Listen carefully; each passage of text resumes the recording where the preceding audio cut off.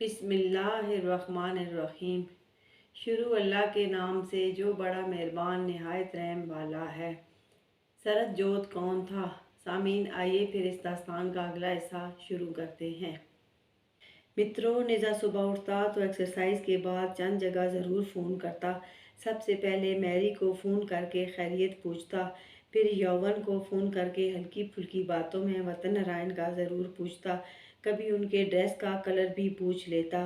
مکیش کمار جی بڑا نام ہے، اجول ان کا منہ چڑھا تھا تو اجول نے گھر کے ایک ملازم سے نزا کے کہنے پر کوئی ناتا نکال کے بھاجی سانجی کر رکھی تھی، تو نزا اسے بھی ڈیلی فون کرتا اور چپکے سے مکیش جی کی خیریت جان لیتا، اور مکیش جی اس بات سے واقف اور حیران بھی ہوتے کہ نزا کی نظر میں ان کی قدر و منزلت اتنی زیادہ ہے۔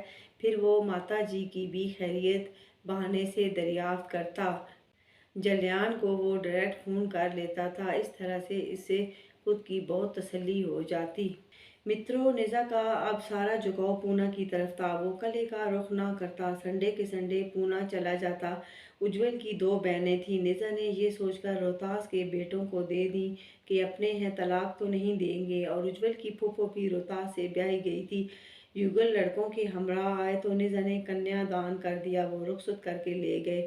اب گھر میں اجول، 2 بھتیجے، بیوہ بھابھی، امی ابا اور پون رہتے تھے۔ ریمل بھی اسی گھر میں رہتے تھے۔ گھر کے ساتھ برٹش طرز کا گھر تھا، وہ سمیر نے بنا کے دیا، مگر وہ عمارت بھی اجول کے گھر سے جڑی ہوئی تھی۔ ریمل جو کماتے اجول کے ہاتھ پر رکھتے، نزا جو کماتا اجول کے ہاتھ پر رکھتا۔ ملک کی وزیر اعظم ایک خاتون تھی، نندا جی، سب انہیں ماتا جی کہتے۔ اجول ان کا مشیر خاص تھا۔ نندا جی اور وطن نارائن رضاعی بہن بھائی بھی تھے، اور اجول کا ریموٹ دونوں کے ہاتھ میں تھا۔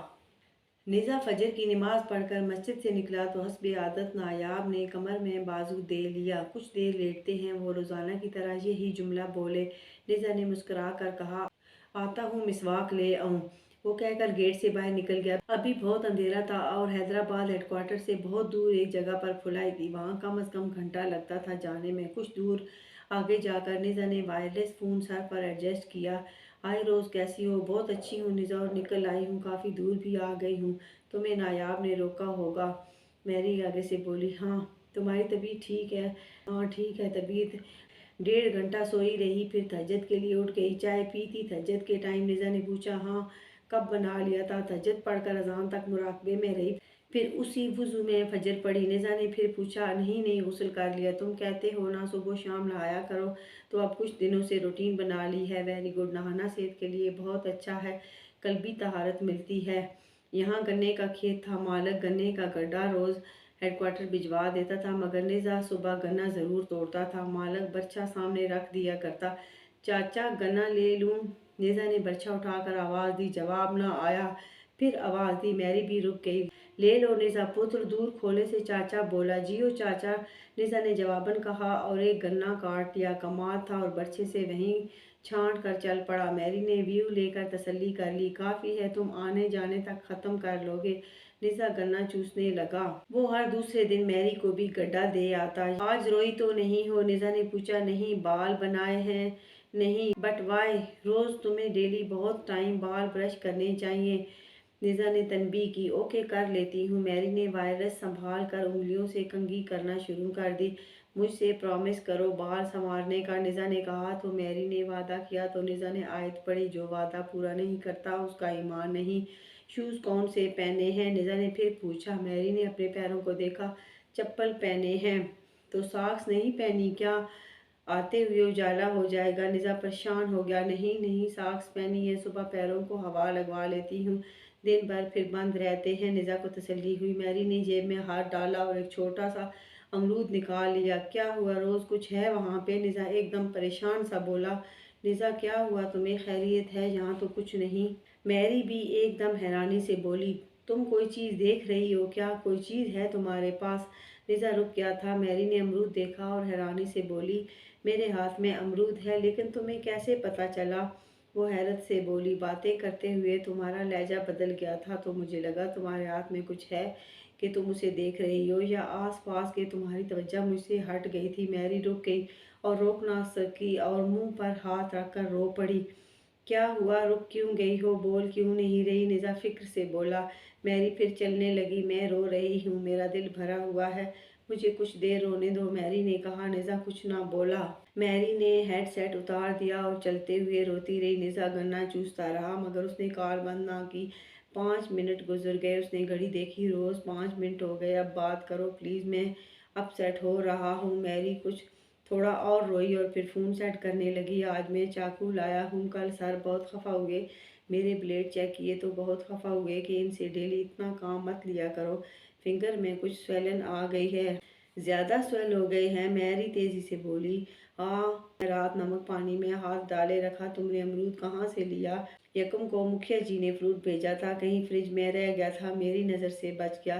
آج 28 تاریخ ہے تو رات کو دیر تک فریج کھولے فرولتی تھی تو اندر سے نکل آیا، مجھے یاد آ گیا کہ ایک رہ گیا تھا، کھانا بھول گئی۔ 28 دن پہلے کا ہے تو سوپ کیا ہوگا؟ نزا نے کہا۔ ہاں بیچارہ بہت چھوٹا سا ہو گیا ہے، بٹ ہے تازہ، میں کھا لیتی ہوں۔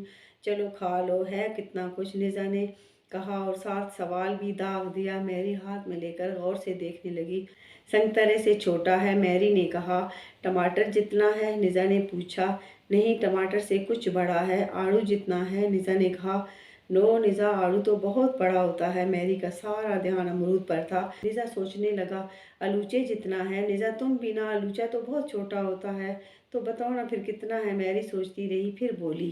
یوں سمجھ لو 2 الوچوں جتنا ہے۔ اف روز، تو یوں کہو نا 2 رنگ ایک پیڑے جتنا ہے، نزا بولا تو میری ہنس پڑی۔ ٹھیک جج کیا اور کھانے لگی۔ ذائقہ ٹھیک ہے کیا؟ نزا نے پھر پوچھا۔ باسی ہے، بیج بھی پک گیا ہے اور چھلکا بھی پک گیا ہے، کچھ کڑوا سا ذائقہ ہے۔ اچھا ایسا کرو سائیڈیں کھا لو، بیچ نہ کھانا، ہضم نہیں ہوگا۔ میری نے ایسا ہی کیا اور سائیڈیں کھا کے اندر والا پھینک دیا۔ وہ آگے بڑھ گئی تو مترو کچھ دیر بعد کشن نے ہاتھ بڑھا کر اٹھا لیا اور ایک بائٹ لے لی کہ مکیش جی کی آواز آئی۔ ہم دیکھ رہے ہیں۔ کشن نے نگاہ اٹھائی تو وہ لیٹے تکتے تھے۔ کشن نے پھر ایک بائٹ انہیں لینے دی، اب ذرا سا رہ گیا تھا۔ کشن نے کونا توڑ کر بکیا ان کے منہ میں ڈال دیا۔ مزے کا تھا، پکا بیج لذیذ ہوتا ہے۔ انہوں نے سرگوشی کی۔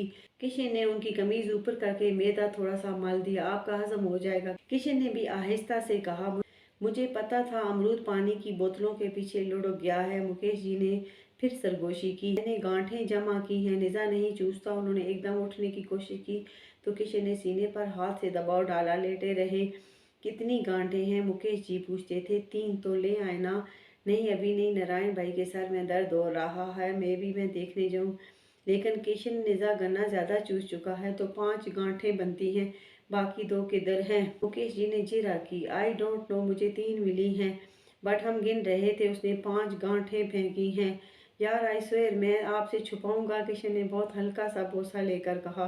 تو منع کریں اسے، وہ گانٹھیں کیوں چوستا ہے؟ مکیش جی ناراض ہوئے۔ اچھا خیر، ہمیں ڈیلی کچھ نہ کچھ تو مل ہی جاتی ہے، ہم ابھی چوسیں گے، نہار منہ جوس اچھا ہوتا ہے۔ وہ ضد پر اڑ گئے تو کشن نے ایک گانٹھ کے کئی پیس کر کے ان کا پلیٹ میں رکھ دیے اور آدھی اور بھی دے دی۔ وہ چھوٹی چھوٹی گرہیں چوسنے لگے تھے۔ بہت رس ہے ان میں، انہوں نے کشن سے شیئر کیا۔ کشن نے بھی ایک دم ہی 1.5 گانٹھ چوس لی۔ مترو ہائے پتر مٹھے میوے، اللہ ہر کسی نوں دیوے۔ مترو، مکیش جی کا اشارہ اتہاس کی طرف تھا، جو گانٹھیں پھینکتا وہ اتہاس اٹھا لیا کرتا۔ میری اور نزا ابھی تک چل رہے تھے۔ گنا چوس لیا سارا؟ ہاں، آتی دفعہ گنا چوسوں تو مسواک رہ جاتی ہے، اور ہیڈ کوارٹر میں آج تو کام کی بہت زیادتی ہے۔ نزا کے سر کے اوپر سے ہیلی کاپٹر تیزی سے گزر گیا۔ نزا چونک کر دیکھنے لگا۔ کیا ہوا نزا؟ ہیلی کاپٹر بڑی نیچی پرواز تھی۔ میری نے فوراً پوچھا۔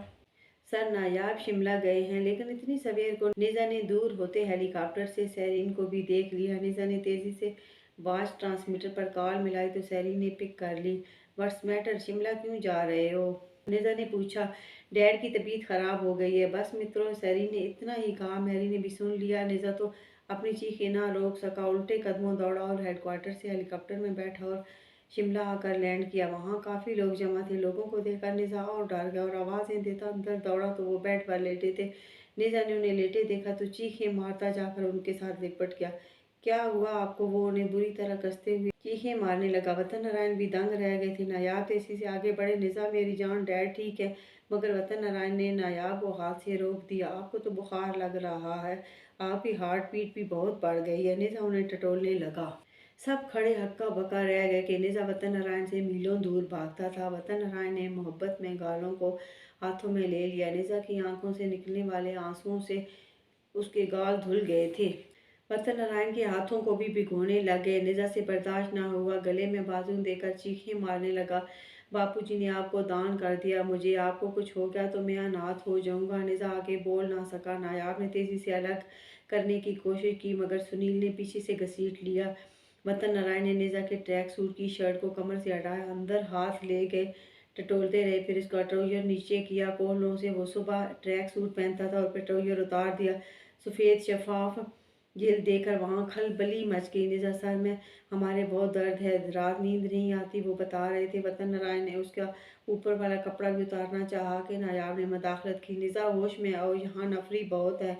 नायाब ने उसे वतन नारायण की बाहों से घसीट लिया। डैड ठीक है, तुम्हारे ऊपर चढ़ने से इनकी हार्ट बीट तेज़ हो गई है, इन्हें बुखार नहीं है। तुम्हारे हार्ट टेम्परेचर से तुम्हें लग रहा है कि इन्हें बुखार है। नायाब ने उसे घसीट लिया अपने बाप की बाहों से कि डेवी ने नायाब को कई थप्पड़ रसीद किए। मॉम सर को क्यों मार रही है? निज़ा भड़क कर बोला कि वतन नारायण एकदम उठ बैठे और इशारा किया तो बड़ी नफरी ने निज़ा को दबोच लिया।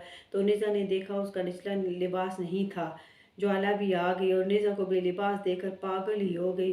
निज़ा की शर्ट भी फाड़ दी गई। इसमें इतना नशा कि हम खुद बहकने लग गए थे। वतन नारायण सांसें दुरुस्त करने लगे थे। निज़ा को अपनी गलती का फौरन एहसास हो गया कि वो शेर की खचार में खुद आ गया। सर नायाब मुझे कवर करे, वो चीखने लगा। नायाब को बाहर ले जाने लगे मगर वो बहुत ताकतवर थे। निज़ा को बेड से क्लिप कर दिया गया। ज्वाला भी लिबास फाड़ कर निज़ा पर चढ़ गई। नायाब अपना आप छुड़ाकर ज्वाला को बालों से पकड़कर दूर फेंकते हैं और निज़ा पर लेट जाते हैं। वतन नारायण तो गुस्से से बेड हीटर की लीड खींच लेते हैं और पूरी कुव्वत से नायाब पर बरसाते हैं। डेवी भी उनकी पंडलियों पर बड़े वार करती है। मित्रों, डेवी के गबरू 7 माह में थे। वो नायाब को अलग कर लेते हैं मगर नायाब निज़ा का अंडर एरिया नहीं छोड़ते। ज्वाला उसकी चेस्ट पर नाखनों दांतों से बहुत काटती है। नायाब जख्मी हो जाते हैं। निज़ा देखता है कि नायाब ज़्यादा नहीं ठहर पाएंगे, वो इतना बदहवास हो गया। या अल्लाह मेरी मदद को आ। वो चीखें मारता नायाब को दूर फेंक दिया गया। उनके सर से खून उबलने लग गया। सर नायाब मेरे कमार उतर गए तो मैं आपको कभी माफ़ नहीं करूँगा, मुझे हर हाल में आपको बचाना होगा। जय ज्वाला पागल हो रही है, इसे समझ नहीं आ रही, जल्दी करवाओ। तो वतन नारायण के कहने पर सतनाम सातों भाई ऊपर चढ़ गए। ज्वाला तो हवास में ही नहीं थी। नायाब फिर आ गए। वतन नारायण लोग भी बुरी तरह घबराए थे। निज़ा मारे डर के काला स्याह पड़ गया कि मित्रों मैरी पहुंच ही गई और लाख तोड़कर अंदर आ गई। वतन नारायण ऐसे गायब हुए जैसे उन्हें गायब कर दिया गया हो। मैरी ने निज़ा पर कोई चीज़ डाली। निज़ा बिल्कुल आवाज़ में नहीं था। मैरी उस पर झुकी। I am rose, relax dear.